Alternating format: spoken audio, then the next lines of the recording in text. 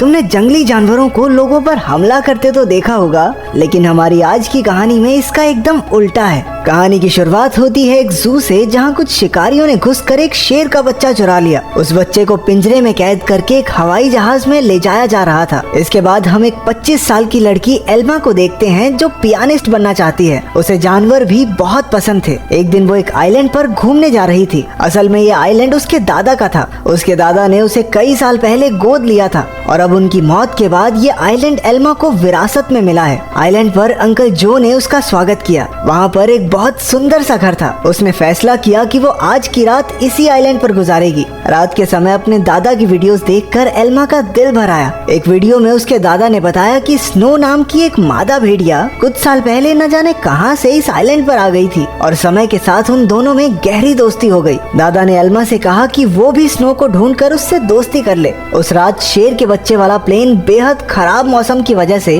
उसी आइलैंड पर क्रैश हो गया। क्रैश की आवाज सुनकर एल्मा डर गई और उसने बाहर जाकर देखा, लेकिन वो आइलैंड बहुत बड़ा था तो उसे कुछ नहीं मिला। अगली सुबह चार्ल्स और एली नाम के दो नौजवान वहां आए। उन्होंने स्नो को कैद करने के लिए जाल बिछा दिया। असल में वो भेड़ियों के पार्क के मालिक थे और उसके लिए स्नो को पकड़कर ले जाना चाहते थे। कुछ देर बाद स्नो जाल में फंस गई, लेकिन अपनी सूझबूझ से चार्ल्स और एली के आने से पहले ही वो जाल काटकर भाग निकली। फिर वो तैरकर आइलैंड की दूसरी ओर जा पहुंची, जहां उसकी मुलाकात एल्मा से हुई। पहले तो एल्मा घबरा रही थी, लेकिन फिर उसने अपने दादा की बात याद की और स्नो को पुचकारने लगी। कुछ देर बाद एल्मा प्लेन क्रैश की जगह पर पहुंची। खुशकिस्मती से शेर के बच्चे को कोई चोट नहीं पहुंची थी। वो एक पक्षी के घोंसले में गिर गया था, लेकिन पक्षी ने उसे नीचे धक्का दे दिया और इसके बाद वो सीधा जाकर एल्मा की गोद में गिरा। एल्मा भी उसे अपने साथ घर ले आई। उसी वक्त स्नो भी अपने छोटे बच्चे के साथ घर में आ गई। घर में 3 प्यारे जानवर देखकर एल्मा बहुत खुश थी। उसने तुरंत अंकल जो को बुलाया, लेकिन उन्होंने एल्मा से कहा कि इन खतरनाक जानवरों को घर में रखना ठीक नहीं है, तुम्हें इन्हें जू वालों को दे देना चाहिए। अंकल ने ये भी बताया कि शेर के बच्चे को ढूंढते हुए जू के कर्मचारी वहाँ जरूर आएंगे, और हुआ भी बिल्कुल वैसा ही। अगले दिन एनिमल कंट्रोल वाले वहाँ पहुँच गए। वो जानती थी कि जू वाले कितने बेरहम होते हैं, इसलिए उसने फैसला किया कि वो उन्हें जानवरों के बारे में कुछ नहीं बताएगी। उसने झूठ कह दिया कि उसने किसी शेर के बच्चे को नहीं देखा। घर लौटकर उसने देखा कि स्नो अपने बच्चे के साथ साथ शेर के बच्चे को भी दूध पिला रही थी। उसे बेहद खुशी हुई, क्योंकि अब स्नो दोनों बच्चों का ख्याल रख रही थी। जैसे जैसे दिन बीतते गए, दोनों बच्चों में दोस्ती बढ़ती रही। एल्मा ने भेड़िए के बच्चे का नाम जैक रखा और शेर के बच्चे का नाम ड्रीमर। उधर अंकल जो को चिंता थी कि ये जंगली जानवर एल्मा को कोई नुकसान न पहुंचा दें, लेकिन इसी तरह कुछ महीने गुजर गए और अब दोनों बच्चे थोड़े बड़े हो चुके थे। एल्मा उन्हें आइलैंड पर घुमाने ले जाती और अपने दादा की मनपसंद जगह पर उनके साथ खेलती भी थी। बदकिस्मती से एक दिन जब एल्मा पियानो के एक ऑडिशन के लिए गई थी, तो पीछे से वो भेड़िए के पार्क वाले आइलैंड पर घुस गए। इस बार वो स्नो को कैद करके अपने साथ ले ही गए। उधर एल्मा का सिलेक्शन भी हो गया और वो बेहद खुश थी, लेकिन जब वो घर लौटी तो उसके होश उड़ गए। उसके घर का सारा सामान बिखरा हुआ था, क्योंकि दोनों बच्चे भूख की वजह से परेशान हो गए थे। एल्मा ने स्नो को ढूंढने के लिए पूरा आइलैंड छान मारा, लेकिन स्नो तो वहाँ थी ही नहीं। अब उसे ही बच्चों का पेट भरना था, इसलिए उसे ना चाहते हुए भी अपनी पियानिस्ट की नौकरी छोड़नी पड़ी। एक दिन अंकल जो फिर से वहाँ आए और खूंखार जानवरों को अब तक वहाँ देखकर गुस्से से भर गए। उसने एल्मा से उसी वक्त जानवरों को जू में भेजने को कहा, लेकिन एल्मा ने उन्हें समझाया कि उसके दादा की यही इच्छा थी कि वो जानवरों के साथ रहे, और फिर जू में न जाने इन मासूमों पर कितने अत्याचार होंगे। आखिरकार अंकल जो भी मान गए और एल्मा को गले से लगा लिया। अब उनका सारा समय जानवरों को खाना खिलाने और उनका पूरा ध्यान रखने में जाता था। एल्मा को जैक और ड्रीमर से बहुत प्यार था और बदले में जानवर भी उस पर जान छिड़कते थे। देखते ही देखते 1 साल गुजर गया और अब दोनों जानवर बड़े हो गए थे। अंकल जो शहर से उनके लिए मांस लाया करते थे, लेकिन उनके पास जाने में उन्हें डर लगता था। उन्होंने फिर से एल्मा को समझाया कि इनके साथ रहना खतरे से खाली नहीं है, लेकिन एल्मा किसी कीमत पर उन्हें छोड़ने को तैयार ही नहीं थी। एक दिन एक माँ बेटी कश्ती में आइलैंड के नजदीक आए। उन्हें देखकर जैक उनके पास जाने लगा। जैसे ही एल्मा ने ये सब देखा, वो जैक को रोकने के लिए भागी, लेकिन वो एक पत्थर से टकराकर नीचे गिर गई और उसके सर में चोट लगने की वजह से वो उसी वक्त बेहोश भी हो गई। वो माँ बेटी ये सब नहीं देख पाई और वापस कश्ती में चली गई। कुछ ही देर में जैक और ड्रीमर एल्मा के पास आए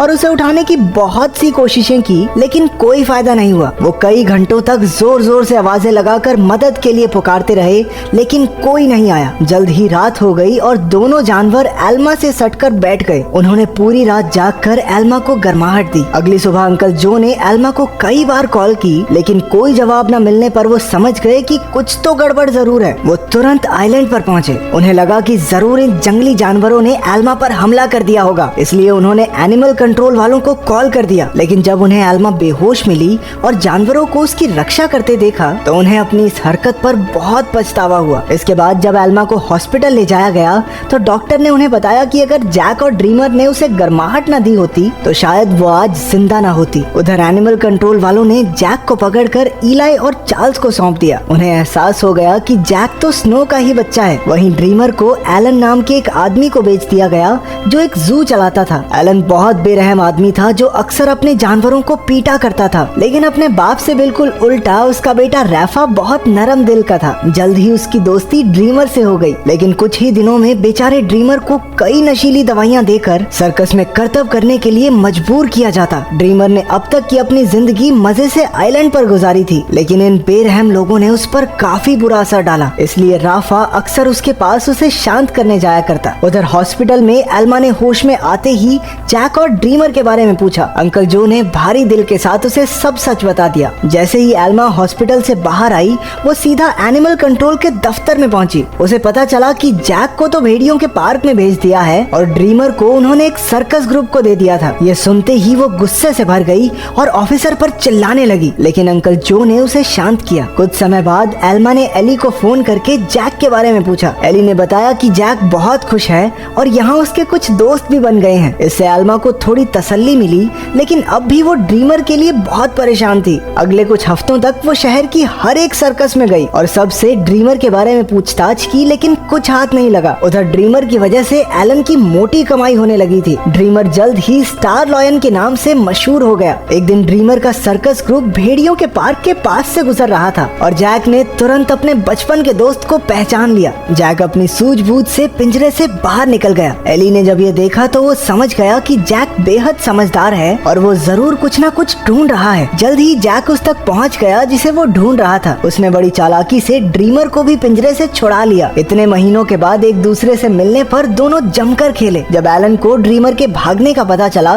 तो उसने गुस्से में बेहोश करने वाली बंदूक निकाल ली। उसके बेटे रैफा ने उसे रोकने की बहुत कोशिश की, लेकिन लालची एलन ने उसकी एक न सुनी। हार कर रैफा भी ड्रीमर को ढूंढने एलन के साथ चल पड़ा। एलन ने एली को भी ड्रीमर के बारे में बताया। अब वो समझ गए थे कि जैक और ड्रीमर दोनों साथ ही हैं। इसी वजह से पूरे शहर में हाई अलर्ट जारी कर दिया गया। उस शाम एली ने एल्मा को सब कुछ बताया और कहा कि एनिमल कंट्रोल वाले दोनों जानवरों के पीछे पड़े हैं। ये सुनकर एल्मा घबरा गई, लेकिन एली ने बताया कि उन्होंने जैक के शरीर में एक ट्रैकर फिट किया था। जैक और ड्रीमर की आखिरी लोकेशन एक जंगल के आसपास थी। अब एल्मा और एली ने मिलकर जानवरों को ढूंढने का फैसला किया। उधर दोनों जानवर शहर में खुलेआम घूम रहे थे, इसलिए पुलिस ने शूट एट साइट के ऑर्डर्स दे दिए। बाद में दोनों जानवर फिर से जंगल में पहुंच गए, जहां एलन और रफा ने उन्हें देख लिया। लालची एलन ने ड्रीमर पर अपनी ट्रैंकुलाइजर गन से हमला कर दिया, लेकिन उसी वक्त जैक बीच में आ गया और अपने दोस्त के बदले खुद गोली का शिकार हो गया। बेचारा जैक तो उसी वक्त बेहोश हो गया, जबकि ड्रीमर को वहां से भागने का मौका मिल गया। उसके भाग जाने के बाद रैफा ने तुरंत जैक का ट्रैकर हटाकर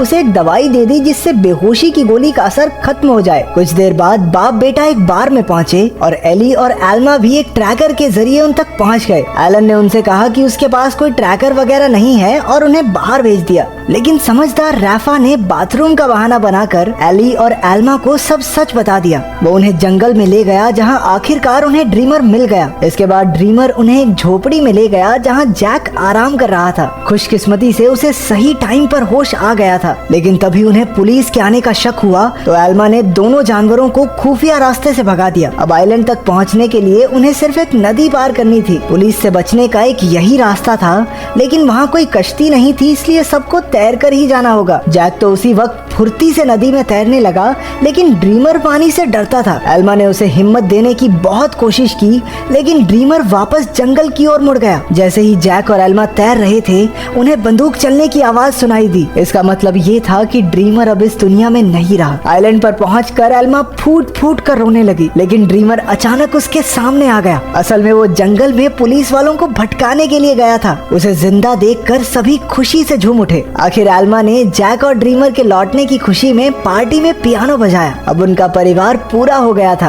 अंत में एल्मा ने सबको अपने प्यारे जानवरों की कहानी बताई, जिससे सभी लोगों के दिल भर आए और वो तीनों खुशी खुशी फिर से एक साथ रहने